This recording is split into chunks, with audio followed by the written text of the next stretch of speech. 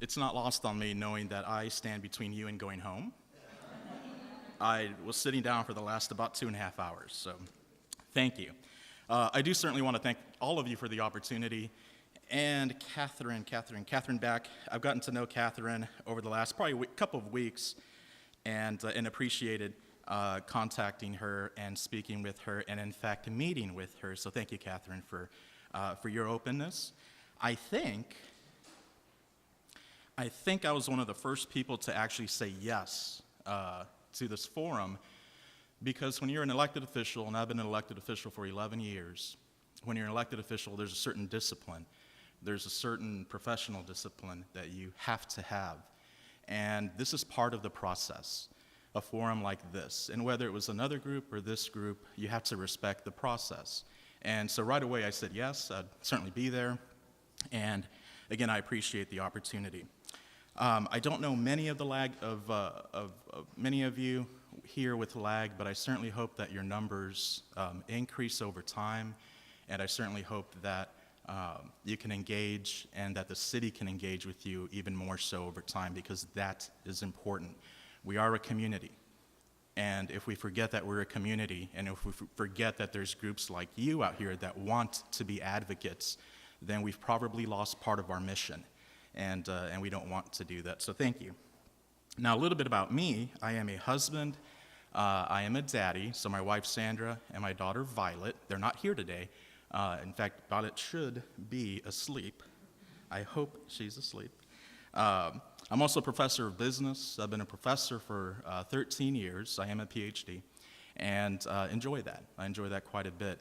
I often have students that will email me, and they'll tell me, hey, Dr. Vic, I just started a company. In fact, about a week ago, a student emailed me and said, Dr. Vic, I just started a company in the United Kingdom. I'm exporting furniture. And I remembered the project that we did in class, and I'm using a lot of those principles, and I just wanted to email you and tell you thank you. I get a kick out of that, because I get that a couple times a year. I've had thousands of students, but I really enjoy being a professor. I teach classes that are about 4 hours long, so I'm very used to being in front of 50 or 60 people and just going for 4 hours. And I've gotten really used to that, and I don't mind. I enjoy it. It's my job. I've been a Leander resident for 18 years. I lived in Mason Creek for 15 years, and now in Savannah Ranch for the last almost 3 years.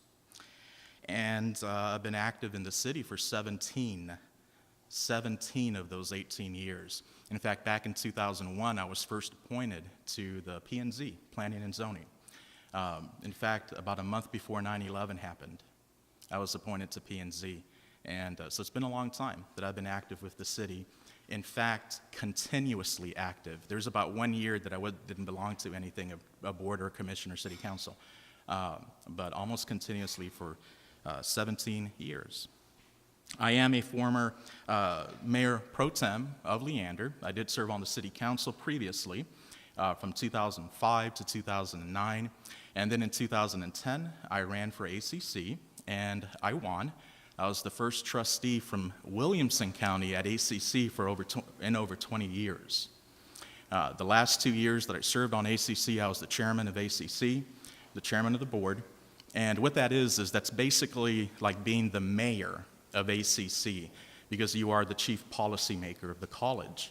Now, when you think of the college, the way I think of it, because I was chairman, I now think of it as the fact that I had 5,000 employees. I had 13 different locations across Central Texas. I had 2 million constituents. I'm not kidding. That's what I had as chairman of the board. And I had an operating budget of $350 million, and I was chairman for 2 years. So it was a chief executive experience. That's what I bring to the table. And very proud of the fact that we have an ACC campus not too far away from here. That was one of the big accomplishments. With my time here at the city, I was previously said with planning and zoning. I've been on the ethics commission. I've been on the Impact Advisory Commission. I've been on the Charter Commission. I've been am a founding member of the Leander Library Foundation. And I've been on the board of directors of 10 different organizations throughout Central Texas at a policy level on the board. I bring real life public policy experience. And I'm talking real life, the real thing, real life public policy experience for over 11 years. If any of you are familiar with the Clifton Strengths Test, just want to let you know the strengths that I got out of that test, and I was really happy to get them, were intelligence, adaptivity, try saying that fast, adaptability, discipline, consistency, focus, and responsibility. So when I got the test and I got those results back, I thought, yeah, that's me, and it turned out really well. But I wanted to share that with you.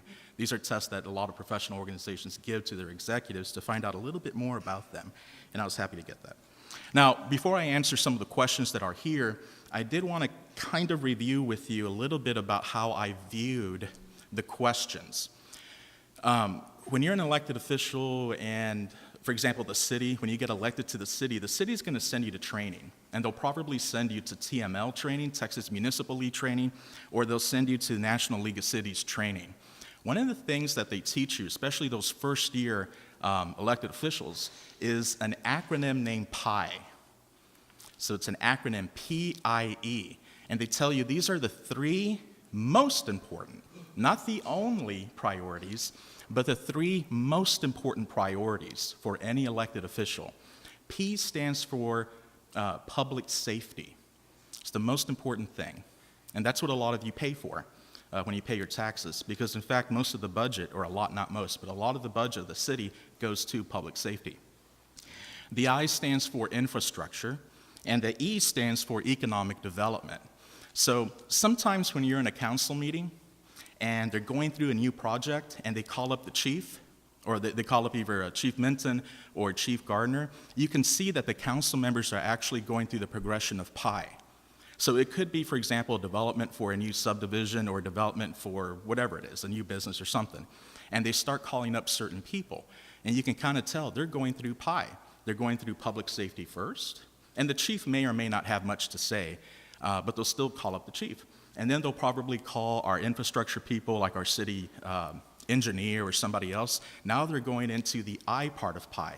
And then at the end, they might talk among themselves about the economic development, if there's an economic development package or something like that. But you can kind of tell when you go to city council meeting, the certain people that they call up to talk before the council, they're going through that progression. They're actually going through that acronym PIE. It's really interesting. When I was at ACC, we had a different acronym, but it basically was the same thing. So when I saw these questions,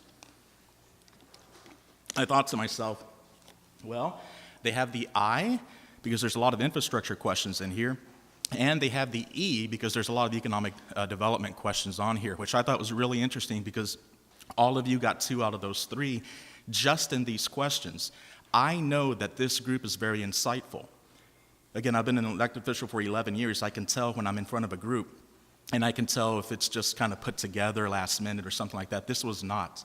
The questions that y'all asked really follow a lot of what we're responsible for, and I want to make that very clear that I was happy to get them. Again, in my mind, I'm thinking P-I-E, PIE. Y'all hit them. Y'all hit 2 of the 3 very well. With public safety, which wasn't on here, but with public safety, I did want to address that a little bit, because again, a lot of our city budget does go to public safety, and the standard across the country is to hire 1 police officer for every 1,000 residents. So right now, by the end of the year, Leander's going to have about 60,000 residents. So that means if we're following the standard, we should have about 60 commissioned officers. That doesn't include everyone in the police department, because we have other folks in there that are support folks and administrative folks.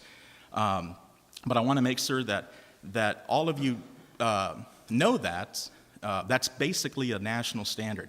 Now, in Leander, I think, and I'll have to double check, but I think that we're about 1 police officer for every 1,200. And I might be wrong about that. We might be a lot closer to that 1,000 standard. But I do want to let you know that's why a lot of our city budget does, in fact, revolve around public safety. And you're getting a lot of value for that. Because when we get ranked on public safety, and we are often ranked as one of the safest cities in Texas, and I'm not sure about the United States, I think we're in the top 300 for cities over 40,000, something like that. But in Texas, we're definitely one of the safest cities. That's the value proposition that the city is paying you back. You pay taxes. The city then divides those taxes into a lot of different areas.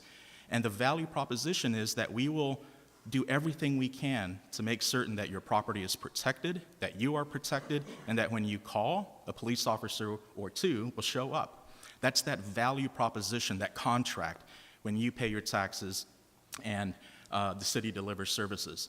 I am 100% fully aware of that. Again, I was a city council member, and I was with ACC, so I'm 100% fully aware of that, and I agree with that. Now, with infrastructure, you did have several infrastructure questions that I wanted to also touch on, and really they revolved around addressing a lot of things like water and some of the other, 5 minutes, and some of the other more recent type of issues that have come up. Now, I am an 18-year payer of our water rates. You don't have to tell me about the water rate. I've paid it for 18 years. I get it. If you lived in Hutto, you'd be saying the same thing. If you lived in other parts of Williamson County, which it's a little higher, you'd be saying the same thing. Our water rate is something that I think there are avenues for us to look at collaboratively with Round Rock and Cedar Park. We cannot just force, and I want to make this clear, we cannot force other entities, because when you become a forcing organization, you'll break. You either break yourself or you'll break something else. We can't force other parties to say, you must come to the table so we renegotiate. Now, over time, we're 60,000 people right now. When we reach about 125, 130,000, that's probably going to be the time that we will have leverage to ask other parties to come to the table. I get it, though. The water rates, I understand. I've paid them for 18 years. Some of you that have been here for a long time remember certain parts of the city you would turn on and there'd be no water, and there'd be no water for like a day or two before we had this current water contract. I don't ever want to go back to that. I never lived in a neighborhood that was like that, but I know there were neighborhoods that were like that. Some of you might have experience with that. So when the time is right, you act. When the time is right, you act, but you do not force. That's not the way. You end up giving things away when you force, and we're not going to do that. Now, with economic development, I do want to touch a little bit on that. There was a question on Cap Metro. Cap Metro gives us an incredible economic advantage. Have we needed really before or now or before? Probably not. We will, though. We will need Cap Metro. We will need them when we're 75,000, 80,000, and when we push 100,000 by the year 2025. Yeah, we'll need them. We'll need people to be able to connect to our hospital, our college. We'll need people to be able to connect to other services around the region in Austin and Cedar Park, although Cedar Park doesn't belong, but in other areas, we'll need them. It is an incredible economic advantage for us to have. We pay through the nose. I know that. We do get something out of it. Yeah, we do. The rail line starts officially in Leander. It connects us to the heart of Austin. The heart of Leander to the heart of Austin, 2 minutes. The heart of Leander to the heart of Austin in about 45 minutes. That's advantageous. We're going to draw in jobs because of that. Now, I do want to get into a little bit about jobs. Competition among cities is extremely fierce. You can't believe the competition, what goes on behind the scenes with cities just to land an employer. It's incredibly fierce. So we need to make sure that we're doing everything we can to make certain that we remain competitive. We have to. But before we start talking about we need a flood of businesses to come in, that's true. We need a flood of jobs to come in. We need a flood of jobs that are going to enable people to have an income so that those businesses can be successful. A business cannot be successful if it's only profitable 2 days out of the week or 5 days out of the week. A business has to be profitable 7 days a week. And the way that a business is profitable is if it's located in a city that has income. We need to make certain that we bring in career jobs at the same rate. at the same rate that we're bringing in other types of part-time and other types of jobs, restaurant jobs and retail jobs. We need to work very hard to focus in on career jobs. That's a lot of what I did when I was chairman of the ACC. We're the #1 job trainer in the region. We focused on getting career jobs in different pockets around Central Texas, so I have that insight and I know who to go to. Now, I've got a little bit less than a minute, and I do want to close by letting you know that this is basically a hiring decision. When you hire someone, you want to hire somebody that's the best and most qualified person. I hope you do, because you're going to get a lot of value for the money that you're paying that person. I believe I am the best and most qualified person. I've been a chief executive of a very large organization, and I have city council experience. I've been an elected official for 11 years, and I bring a lot of insight from throughout the whole region to this position. Please hire the best and most qualified person, Dr. Vic Villarreal. Thank you. I came in right on time.